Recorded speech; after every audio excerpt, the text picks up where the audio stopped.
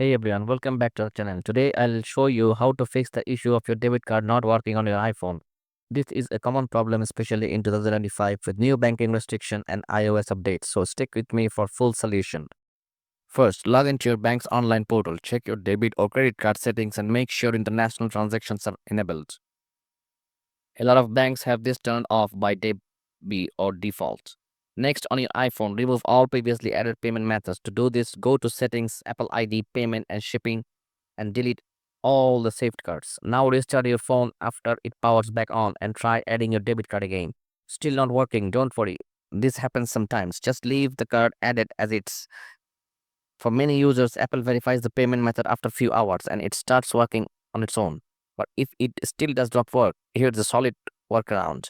Open settings and tap on your Apple ID. Go to payment and shipping tab, add the payment method, and this time choose UPI or net banking instead of a card. Enter your UPI ID or follow the steps to set up your bank account properly. Once that's done, head over to your subscription and calculate the total amount you'll need for the month. Now, add that exact amount to your Apple Wallet using UPI or net banking.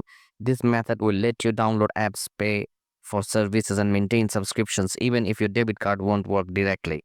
Just keep in mind UPI does not support automatic recurring payments, so you'll have to pop up your Apple Wallet manually every month. And that's it. That's how you fix your debit card not working in your iPhone in 2025. If this helped you out, give it a like and don't forget to subscribe for more quick tech fixes. See you in the next one.